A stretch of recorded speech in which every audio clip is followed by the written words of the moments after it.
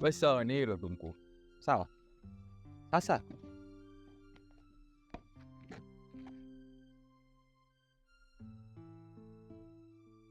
Bosi, mbona leo unaonekana una furaha hivyo? Au kuna dili ya pesa nyingi nini? pesa kitu cha kawaida sana. Kama umetengeneza misingi ambayo ile pesa inatiririka kutoka ilipo kufuata. Kwa pesa kitu cha kawaida. Lakini penzi zuri kulipata sio rahisi. Yaani bosi, muda wote kwamba bado tupo katika hiyo mada. Fundi Samueli, ukipata mwanamke mzuri, msifie.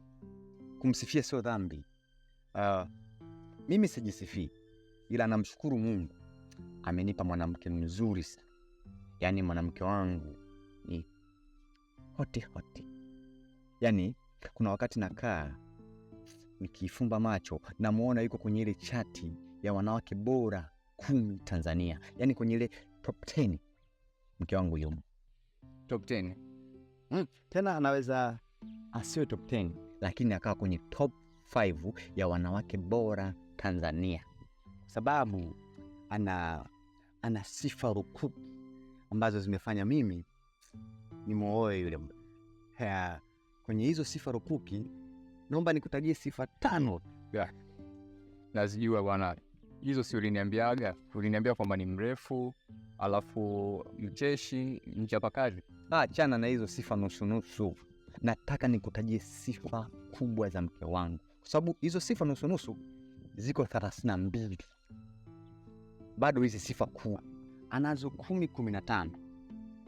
Mimi nataka nikutajie 5. Kwanza, mke wangu ana jina zuri sana. Mke wangu mimi anaitwa Rose. Unajua Rose ni jina ambalo limetokana na ua linaloitwa rosemary. Sasa lile ua la rosemary lina maana kubwa sana. Na lina kazi kubwa sana kwa mwanadamu. Kwanza ondoa maumivu ya kichwa. Lile ua linaondoa maumivu ya mgongo, linaondoa maumivu ya mwili kwa ujumla, lakini pia depression, mental. Sasa hilo ni ua. Sasa achana na ua, rudi kwa mke wangu Rose. Mke wangu Rose ana sifa au ana kazi 100 zaidi ya hilo ua. Kwanza, mke wangu ni mrefu.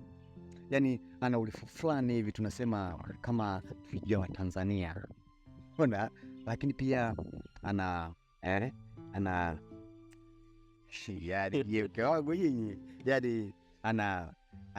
ana shape fulani.